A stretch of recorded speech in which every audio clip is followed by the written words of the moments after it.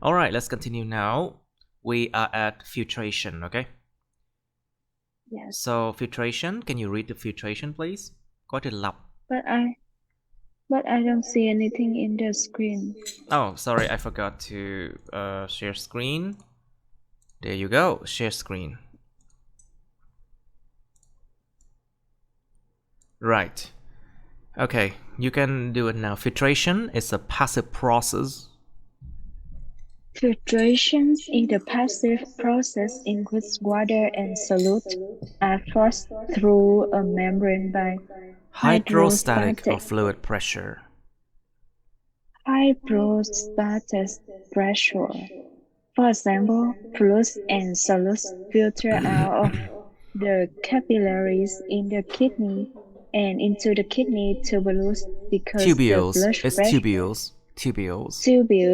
tubules because the blood vessel in the capillary capillaries It's in the greater region than the in the fluid fluid pressure in the in the tubule.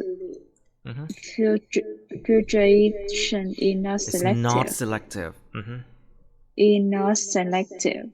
The amount of filtrate fluids The amount of filtrate. the amount of filtrates, fluids and solutes Fluids. It's con fluids. Fluids and fluid solutes. fluid and solutes depends almost entirely to the entire entirely on the pressure entire gradient. entirely on the pressure gradients difference in the pressure on the two sides of the membrane Pressure. and on the Pressure. In pressure. pressure In pressure. in On the pressure two sides in of the membrane. on the pressure gradients difference in the pressure on the two sides of the membrane and on the side And of the on the side membrane of the membrane, pores. pores. Yes. Pores. Yes. Alright, filtration, sự lọc là gì? Cái sự lọc á, nó là một cái quá trình mà lọc qua một cái màng lọc ha. Qua một cái sự lọc thì đương nhiên nó là quá trình mà passive, quá trình thụ động. Nó không có chủ động, tức nó không cần phải có ATP, không có năng lượng. So it's a passive process, so it means it doesn't require energy in the form of ATP, okay?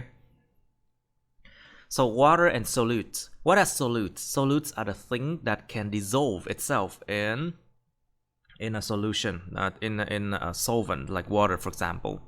Những chất tan solutes là những cái chất mà nó thể tan được trong một cái dung môi solvent, ví dụ như nước chẳng hạn. So water, so basically solute plus a solvent, you become so solute plus solvent, dung môi and solute, những chất tan plus solvent, and then you will become a solution, dung dịch. But now water and solutes are forced to a membrane by some kind of pressure. This is called hydrostatic pressure. Hydrostatic pressure. Áp suất nước, áp suất mà tĩnh của nước á. Static means they stay in one place. Static tức là đứng yên chỗ. Áp suất tĩnh của nước. So basically they are forced to the membrane, tức là nước và những cái chất mà tan á, nó bị ép, nó phải đi qua một cái màng bởi cái áp suất mà hydrostatic pressure. Ví dụ, for example, fluid and solutes filter out of capillaries in the kidney. Ví dụ như là những cái chất dịch, fluid, chất dịch, những cái chất dịch và chất tan, nó lọc ra khỏi cái capillaries, ra khỏi cái mao mạch của cái thận, hai cái thận, và đi vào những cái ống nhỏ của cái thận. Bởi vì cái blood pressure, bởi vì cái áp suất huyết áp á, bên trong cái capillaries nó lớn hơn là cái áp suất chất dịch ở trong những cái tubules. Cho nên bên nào lớn hơn thì nó đi qua cái bên nào thấp hơn thôi. Basically, wherever there are more pressure, they will force things to go to the place with less pressure, you know. Chỗ nào cái áp suất cao hơn nó sẽ ép mọi thứ nó đi đến nơi có áp suất thấp hơn thôi.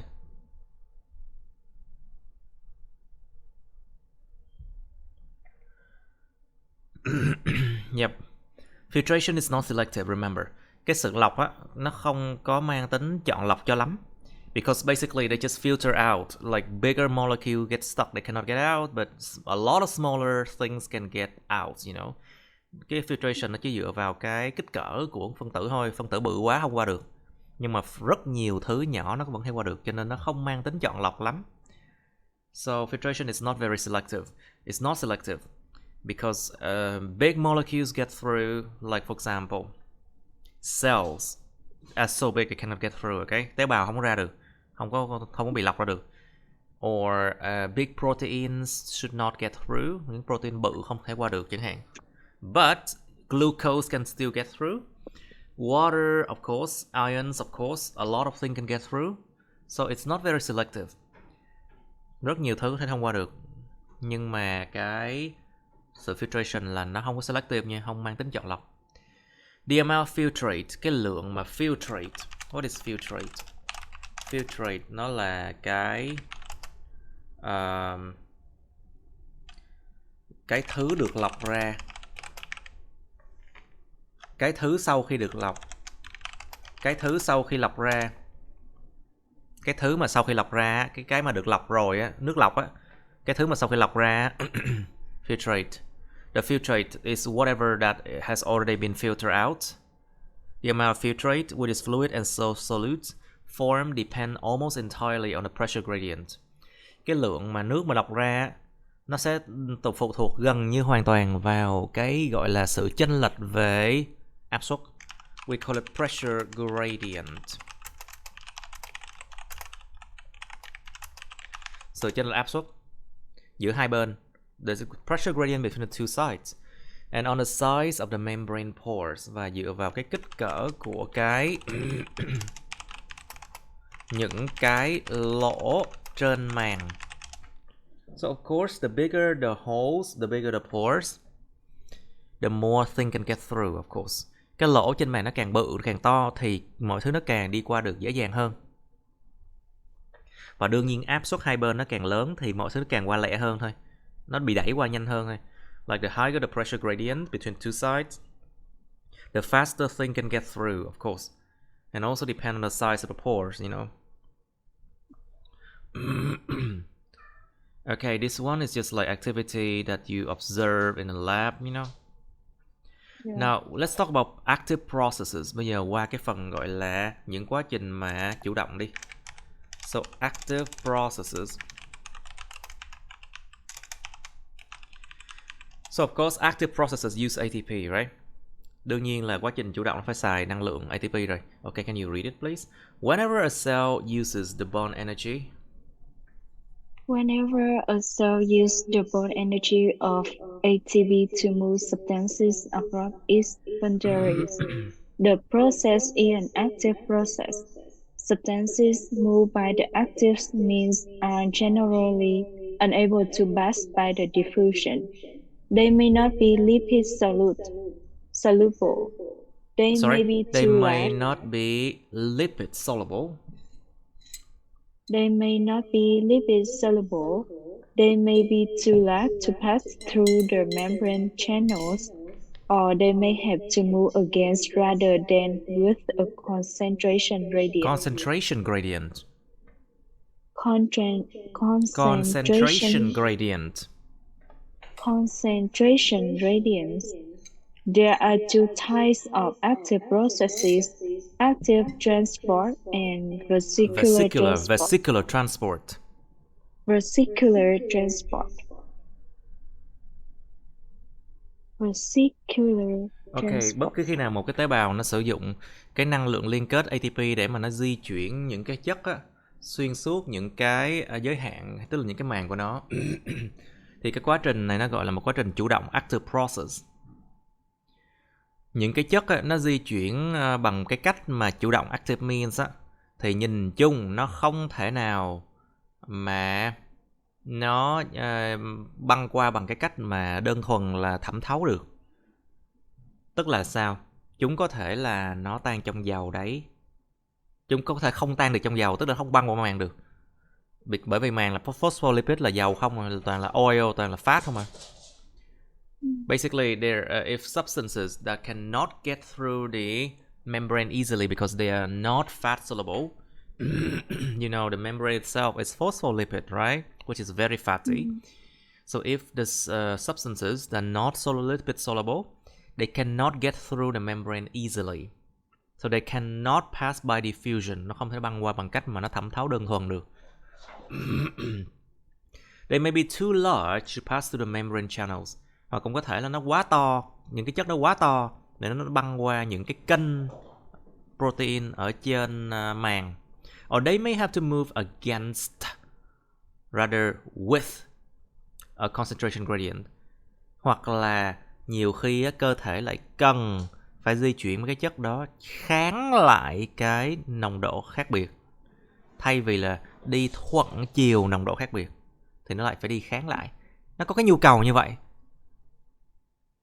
Like for example, if you have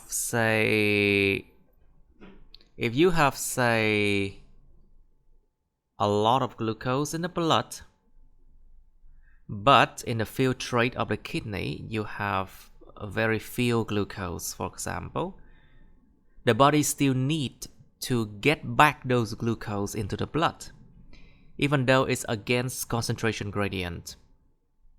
So you need active transport or active processes. Ví dụ như trong máu đi, nó có nhiều glucose, yes, đương nhiên là đường huyết mà. Nhưng mà trong cái filtrate, cái dịch mà được lọc ra của thận á, nó có cái gì? Nó có ít glucose lắm, nhưng mà cơ thể vẫn cần để lấy lại cái glucose đó vào máu. Cho nên nó vẫn phải tìm cách nào đó để lấy lại cái lượng mà glucose trong cái filtrate đó đi vào máu lại. Nó là kháng lại sự chênh lệch nồng độ đó. Cho nên vẫn phải xài vận chuyển chủ động. So you still have to use active transport. And we have vesicular transport, means transport with vessels, you know, or transport with vesicles, hay là vận chuyển với những cái túi vesicles mà nó có nguồn gốc từ Golgi apparatus á. Vesicles are basically vesicles from Golgi apparatus, you know. When you move with these vesicles, you need energy. Khi mà di chuyển những cái túi đó mình phải cần năng lượng nha.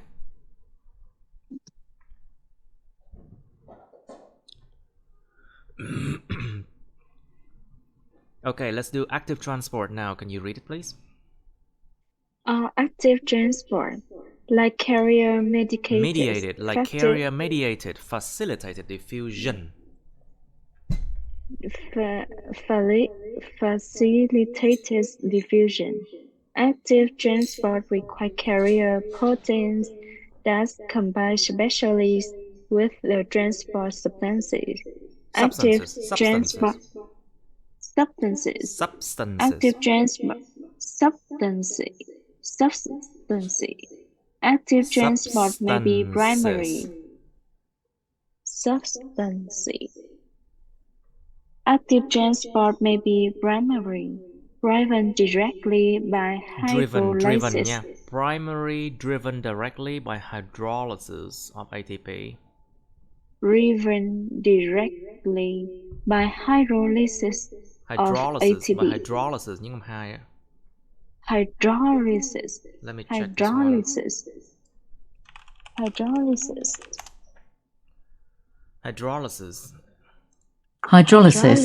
Hydrolysis. Thủy phân. Like break down with the help of water. Thủy phân. Phá hủy dưới tác động của nước. May be driven by hydrolysis. Directly by hydrolysis of ATP.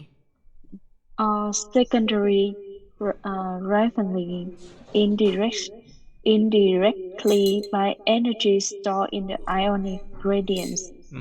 In most cases, the substances move against concentration. In most cases, the substances move against concentration or electrochemical gradients. electrochemical gradients or both. These substances are Insoluble in liquid. inso- insoluble in lipid and Insoluble in too lipid. insoluble in lipid and too light to pass through the membrane channels, but are necessary for cell life. Ok, active transport cũng giống như là cái facilitated diffusion, cũng giống như là cái vận chuyển mà được giúp đỡ khi mà nó có một cái gì đó nó mang vác cho nó một cái gì đó mà nó cho đi qua carrier mediated facilitated diffusion.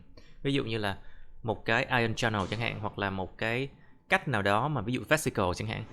Like for example, if you have ion channels or vesicles, these are carrier mediated, which means they get helped to move things. Nó được giúp đỡ để mà di chuyển mọi thứ. Cũng giống như là mấy cái dạng mà sự thẩm thấu, có sự giúp đỡ, trợ giúp vậy đó. Thì cái active transport, vận chuyển chủ động, nó cần phải có một cái protein mang vác, chống đỡ một cái protein nào đó để mang, mà nó sẽ kết hợp đặc biệt với lại một cái chất để mà vận chuyển. Cái vận chuyển chủ động có thể nó là cái gì? Được chính yếu là dùng ATP, hoặc là nó được lái trực tiếp bởi cái sự thủy phân của ATP. Tức là cái ATP nó bị phân hủy ra thành cái ADP, ADP và nhóm phosphate, thì nó giải phóng năng lượng. So when ATP, they break down into ADP and phosphate groups, they produce a lot of energy. So that is hydrolysis of ATP, thủy phân của ATP dưới môi trường có nhiều nước. Active transport may be primary, which is driven directly by hydrolysis of ATP, or secondary, driven indirectly by energy stored in ionic gradients. Nó có hai cách để mà cái vận chuyển chủ động này nó có thể được lái, tức là nó được vận hành bởi cái gì. Cách thứ nhất đó là được vận hành bởi cách thủy phân ATP để tạo ra năng lượng. Cách thứ nhì đó là nó được vận hành một cách gián tiếp bằng cái năng lượng được chứa trong cái nồng độ ion khác biệt giữa hai bên đó, ionic gradients. Những sự chênh lệch nồng độ ion hai bên màng khác nhau. Thì đương nhiên là hai bên màng cái nồng độ ion nó không có giống nhau cho lắm. So basically in inside and outside of the cell, the ion channels, the ion concentrations are not the same. Like for example, outside of the cell we have about 140 millimole of sodium. Inside of the cell you have say 10 millimole of Na+, for example. Cho nên lúc mà mở cái channel ra một phát á, là natri bên ngoài ào vô là vậy đó. So when the sodium channel opens, sodium from outside enter the cells, but a lot of the time you still need to move the sodium out of the cell too. Cũng có rất nhiều trường hợp mình lại phải di chuyển cái sodium ít ỏi bên trong cái tế bào đi ra khỏi tế bào nha. So anyway, they can be driven indirectly by energy stored in ionic gradients. Chúng có thể được lái hay là được vận hành một cách gián tiếp bằng cái năng lượng được chứa trong cái sự khác biệt về nồng độ ion nha. Tức là nếu mà sự khác biệt nó càng lớn thì cái năng lượng mà để mà nó lái cái quá trình đó nó cũng càng lớn theo. So if the difference in ion concentration is huge, then there's a lot of energy that can be used to drive active transport. In most cases, the substances move against concentration or move against electrochemical gradients or both. Trong phần đông các trường hợp thì sao? Những cái chất á, nó di chuyển kháng lại cái nồng độ. Tức là sao? Bây giờ cái chỗ ít ỏi nó lại di chuyển đến cái chỗ nhiều, nó ngược lại. hoặc là nó kháng lại cái sự khác biệt nào về cái nồng độ điện hóa electrochemicals. Thì đương nhiên nếu mà ion thì nó mang điện rồi. Nhưng mà nếu mà bây giờ nó kháng lại tức là sao? Nó di chuyển từ cái chỗ mà cái điện tích ít, nó lại di chuyển điện tích nhiều nha. Nó đi ngược lại. So electrochemical gradients I was explaining. If it's ions, okay, it carries charge. Like sodium, it's Na plus, Cl minus, K plus, calcium 2 plus, for example. They carry charge, okay? And in this case, active transport, the place with less charge actually move to the place with more charge. Cái nơi mà nó ít điện tích nó lại di chuyển đến cái nơi mà có nhiều điện tích, nó lại ngược lại vậy đó. Nó gọi là against electrochemical gradients. Chống lại sự chênh lệch về điện hóa, nồng độ điện hóa chứ, hoặc là cả hai luôn. Okay, these substances are insoluble in lipids. Những cái chất mà nó cần phải vận chuyển chủ động á, thì thường là nó không tan trong dầu thì nó mới không vượt qua được màng một cách bình thường. And too large to pass through membrane channel but are necessary for cell life. Hoặc là nó quá bự để nó băng qua được những cái kênh trên cái màng. Nhưng mà những cái chất này lại cần thiết cho sự sống tế bào nha. Alright, let's do vesicular transport. Vesicular transport. In vesicular transport, fluid containing vast particle and Tách từ đó là tách ra. Gốc của từ đó là gì? Tách ra. Gốc từ nó là macro và molecules. Thì macromolecules. It's macro and molecules. So macromolecules. And macromolecules. Macromolecules are transported across cellular membranes inside membranous sac called the vesicles.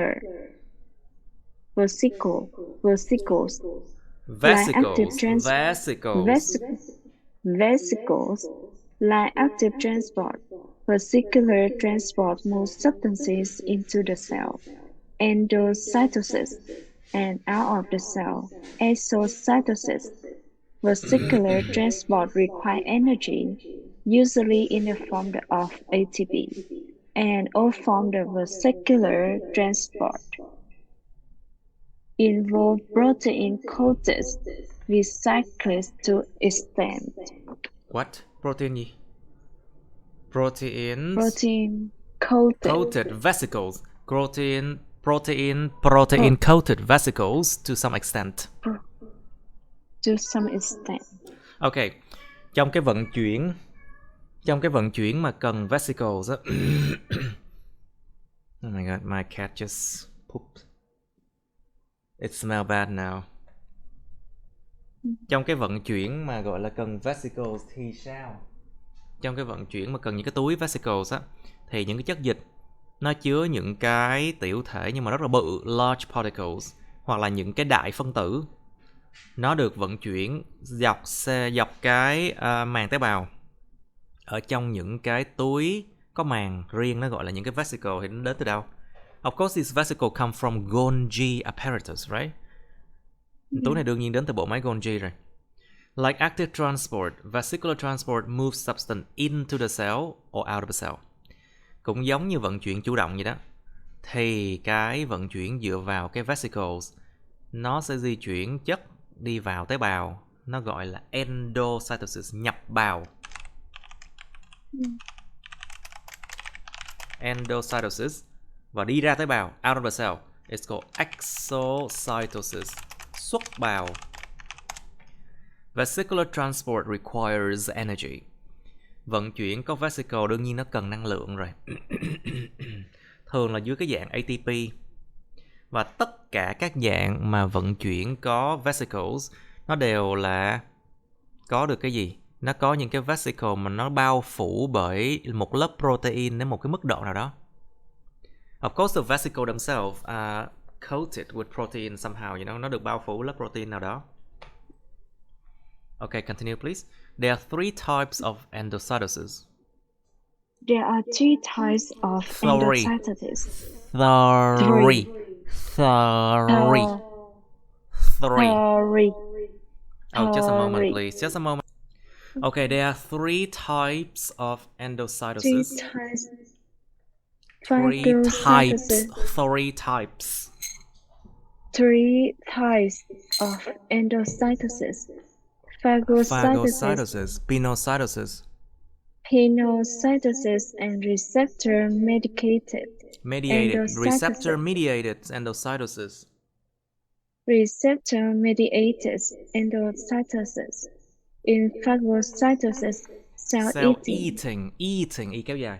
Cell eating. Cell eating.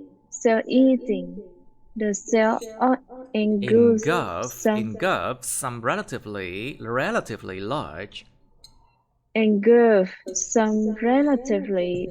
or solid material such as the clump of bacteria, cell debris, no, cái âm S không đọc. Âm S không đọc. Cell debris. Cell debris or inanimate particles. Inanimate particles. Inanimate particles. When a particle binds to receptors on the cell surface, cytoplasmic extension called Pseudopods.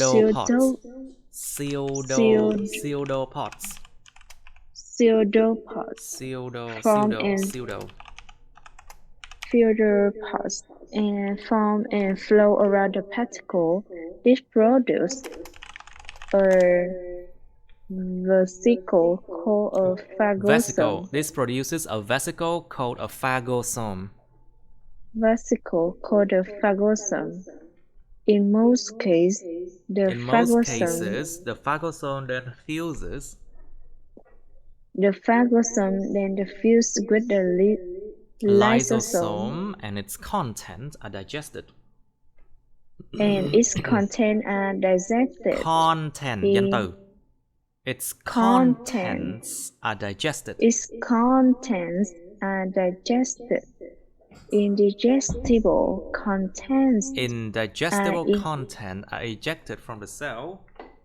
Indigestible contents are ejected from the cell. By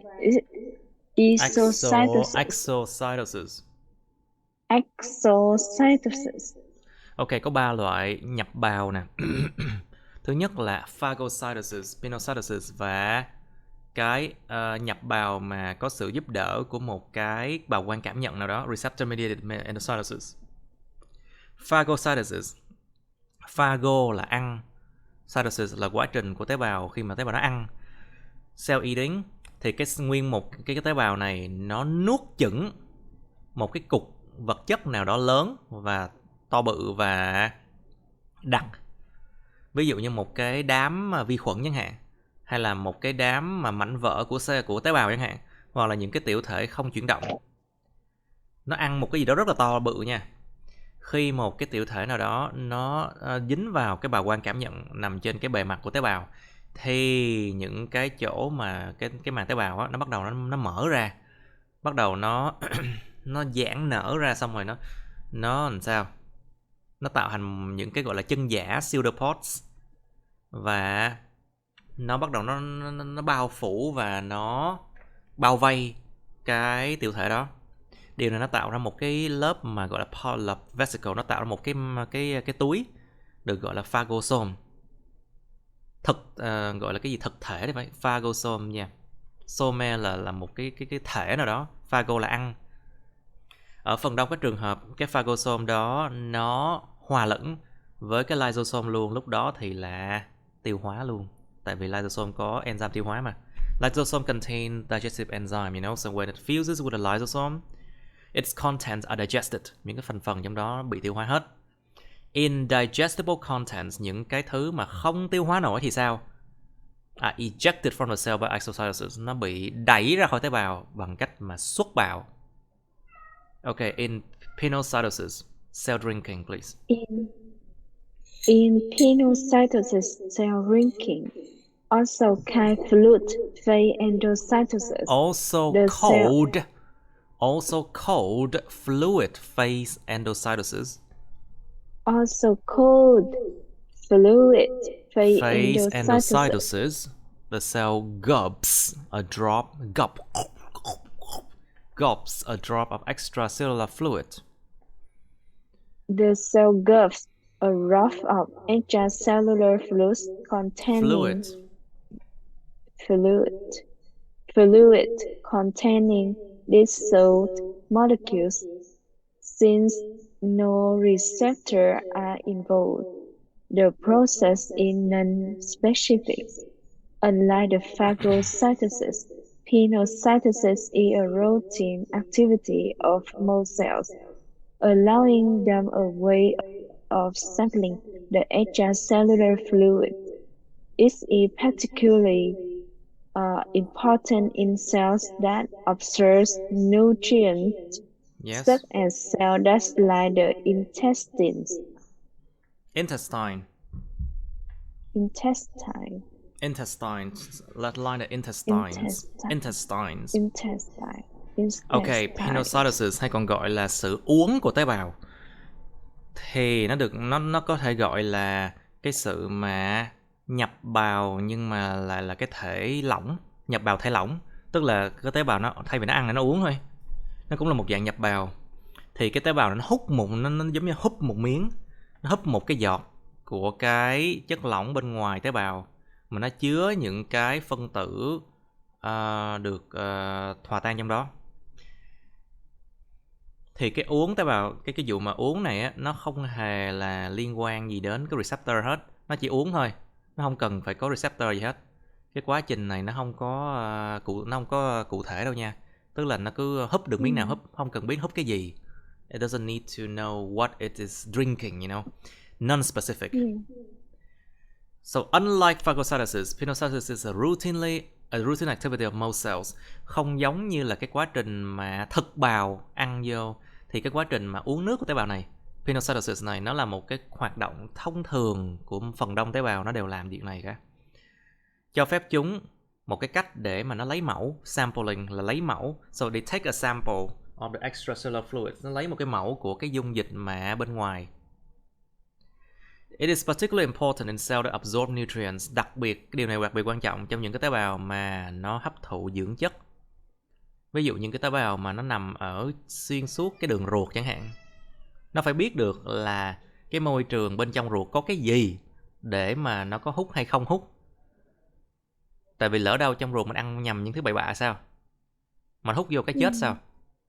So basically the cell of the intestine need to know what is inside the intestine. Because sometimes people drink and eat weird things, you know, and it can harm the body. So the cell had to undergo pinocytosis in order to see if they can absorb that or this thing or not, or if it's going to be dangerous or not, suitable or not, you know. Thì cái quá trình pinocytosis này nó diễn ra rất là thông thường luôn, thường nhật luôn. Còn cái phagocytosis đôi khi nó mới diễn ra thôi. Phagocytosis only happen like, you know, sometimes it happens, but pinocytosis happens a lot. And remember, pinocytosis is non-specific, okay? Nó không có cụ thể đâu nha, nó không có cụ thể nó lấy cái gì cả. But phagocytosis, they need receptors, okay? Cái thực bào phagocytosis nó cần phải có receptor, nhớ điều đó. Rồi sau đó nó mới tạo ra những cái chân giả, xong rồi mới bao vây những thứ cần ăn rồi vân vân. But pinocytosis does not need receptors, okay? Alright, continue. The main mechanism, những âm đầu, the main mechanism for specific endocytosis of most macromolecules is receptor-mediated endocytosis. The main mechanism, âm đầu. Mechanism. No, mechanism. Mechanism The main mechanism for specific endocytosis of most macromolecules is receptor-mediated endocytosis. receptor-mediated endocytosis. Receptor-mediated endocytosis. Receptor-mediated. Receptor-mediated endocytosis. The receptors for this process are plasma membrane proteins that bind only certain substances. That bind only certain That substances. bind only certain substances. This exquisitely selective. This exquisitely selective mechanism. Exquisitely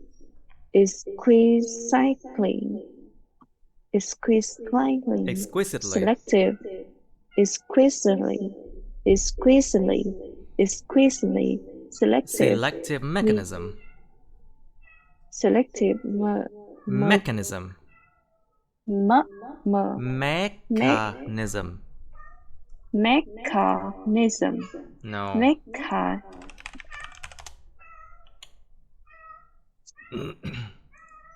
Mechanism.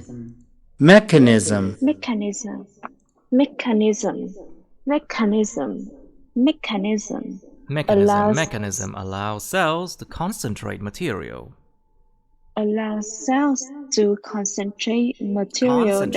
Concentrate âm đầu luôn. To concentrate material. To concentrate material that present only small amounts. Nó là tính từ. It's present. Adjective. Is present only in small amounts in the extracellular fluid. In the extracellular fluid. In the extracellular fluid. Amount in the extracellular fluid. The ingested vesicle may fuse. The ingested vesicle may fuse with a lysosome that either digests or releases.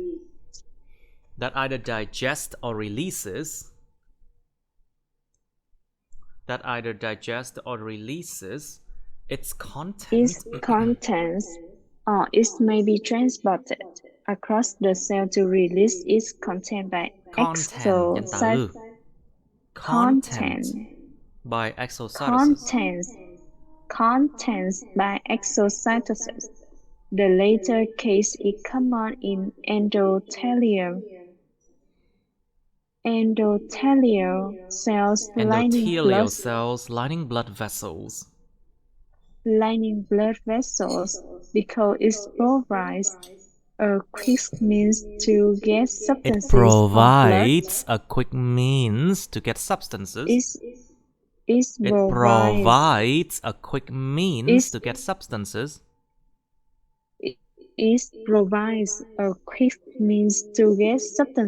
from blood to extracellular fluid. Substances taken up receptor-mediated endocytosis. Endocytosis include enzymes. Insulin. Include enzyme. Hormone insulin and other hormones. Other hormones. Cholesterol attached to the transport protein and iron. Okay, nào, bây giờ chúng ta có cái gì? Cái cơ chế chính để cho cái chuyện mà nhập vào một cách cụ thể cho phần đông những cái đại phân tử, đó chính là cái nhập vào mà được giúp đỡ bởi sự mà liên quan với lại mấy cái receptor. Tức là nhờ vào mấy cái receptor và quan cảm nhận này, nó mới có thể cho những thứ cụ thể vào tế bào được nha. Chứ không nhờ vào receptor nó sẽ không biết được là nó vô cái gì nha. Without receptors, the cell wouldn't know like what they let in, right? So The main mechanism for specific endocytosis of most macromolecules is receptor-mediated endocytosis. Cơ chế chính cho cái sự mà nhập bào cụ thể của tế bào, của phần đông những cái đại phân tử, nó chính là gì? Sự nhập bào mà có liên quan đến cái bào quang cảm nhận receptor. Những cái receptors cho cái quá trình này nó là những cái protein nằm trên màng tế bào á, mà nó bám vào chỉ có một số cái chất cụ thể nhất định nào đó mà thôi. Cái cơ chế mà tuyển lựa một cách rất là cụ thể này, nó cho phép tế bào là nó tập trung những cái vật liệu, vật chất mà được hiện diện chỉ có một cái lượng nhỏ ở trong cái chất dịch mà nằm ngoài tế bào. Tức là làm sao? Mò kim đáy bể đúng nghĩa luôn á. Nó mò ra những cái chỗ nào mà nó ít chất quá nhưng mà nó vẫn lấy được cái lượng đó trong một cái đại dương đầy những thứ không cần chẳng hạn. Like for example, it allows the cell to get the small thing, the thing that is a very small amount in an ocean of a lot of things that the cell don't need, right?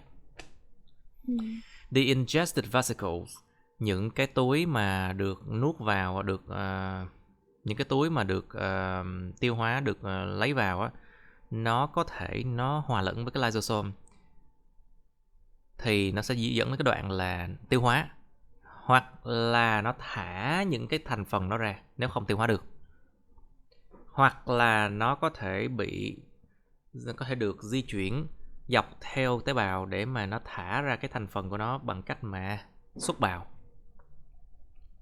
Trong cái trường hợp sau, tức là xuất bào á, thì nó sẽ rất là thông thường ở trong những cái tế bào mà gọi là tế bào biểu bì, endothelial cells, hoặc là tế bào mà endothelium là cái lớp mà nó trực tiếp nó tiếp xúc với máu nha, ở trong mấy mạch máu á. So endothelium is the layer that in direct contact with the blood, okay? Trong mấy mạch máu á, in the blood vessels. Endothelial cell lining blood vessels because it provides a quick means to get substances from blood to extracellular fluids. Trường hợp xuất bào rất là thông thường trong những cái tế bào biểu bì mà nó nằm suốt ở những cái mạch máu, bởi vì nó cung cấp một cái cách rất là nhanh chóng để lấy chất từ máu vào trong cái chất dịch bên ngoài tế bào.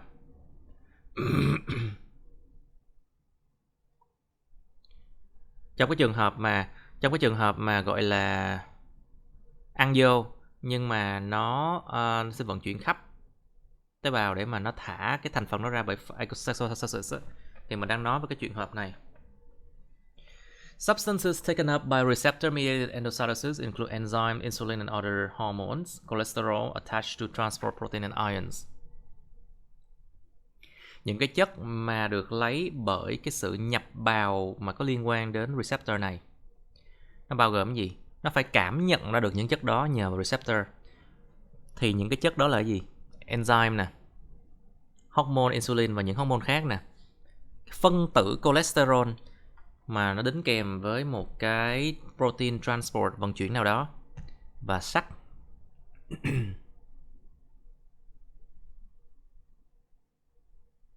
Okay, let's look at this one now.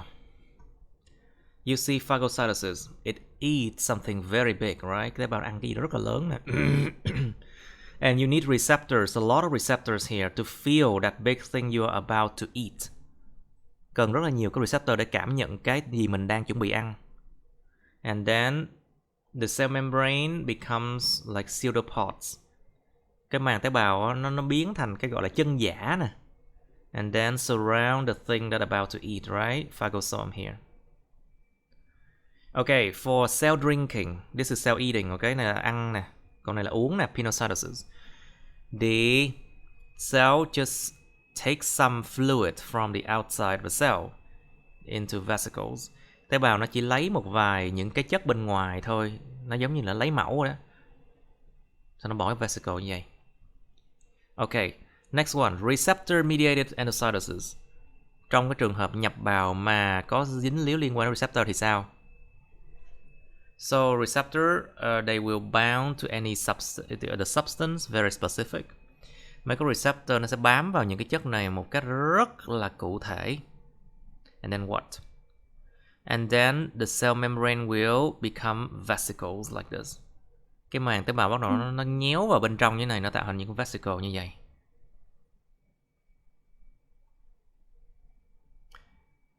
So just to have an idea, okay?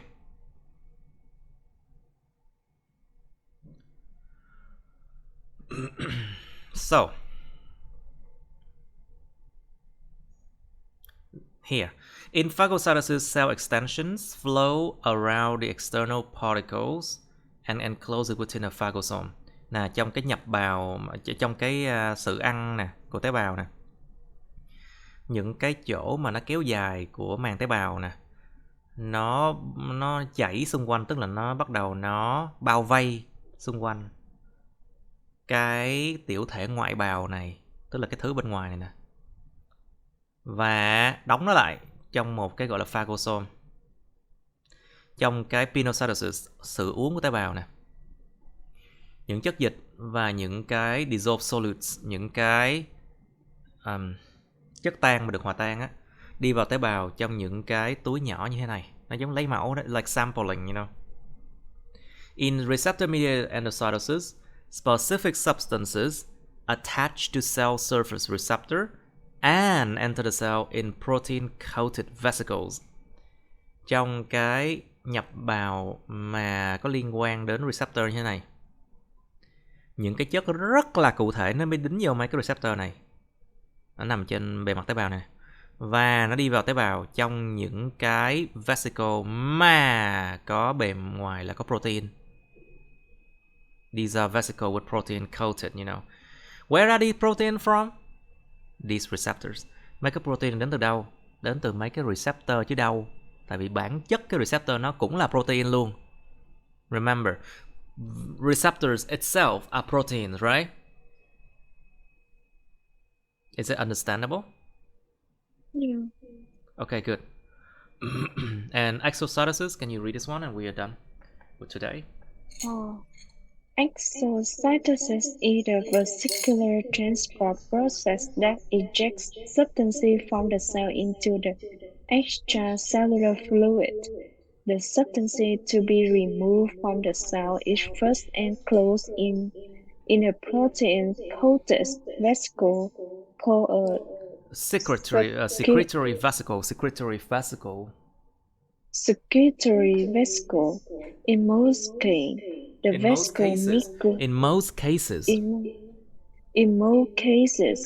vesicle migrates to the plasma membrane.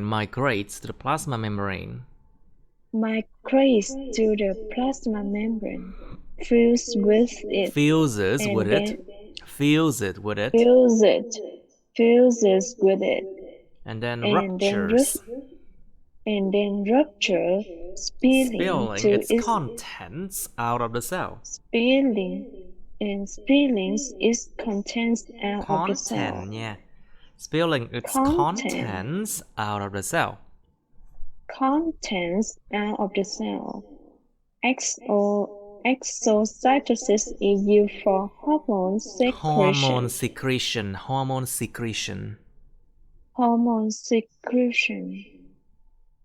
Neurotransmitter release.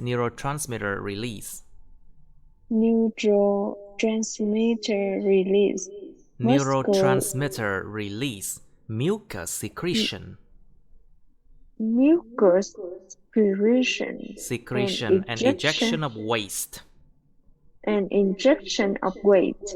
Okay, good.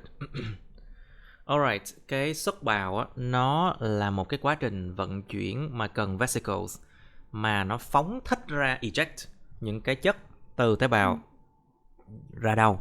Ra cái chất dịch bên ngoài tế bào á. Những cái chất mà để bị loại bỏ khỏi tế bào thì đầu tiên nó phải được đóng gói trong một cái vesicle mà có lớp vỏ protein.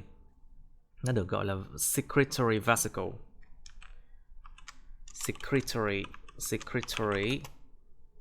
vesicle, I think. Secretory vesicle, moment. Nhầm đầu thì phải. If I'm not mistaken, it's secretory. It's secretory vesicle. Nó gọi là Let's go. túi tiết ra. Túi để tiết ra. Secrete, you know, động từ to secrete là tiết ra. Secretory vesicle, túi để tiết ra. In most cases, trong phần đông các trường hợp, những cái túi này nó di chuyển đến cái màng tế bào, nhập với cái màng tế bào luôn, và sau đó ruptures, nó bể ra, nó phóng thích những cái thành phần của nó ra khỏi tế bào. Cái xuất bào được sử dụng cho cái sự gì? Hormone secretion, sự tiết hormone. Neurotransmitter release, sự phóng thích những chất dẫn truyền thần kinh. Mucus secretion, sự tiết chất nhầy. And ejection of waste, và sự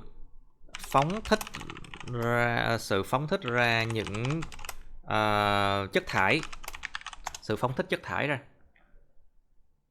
Okay, these are the things that you can use exocytosis for. Okay, any question? No. Exocytosis. Đó là xuất bào đó. Exocytosis. Any question? Not yet.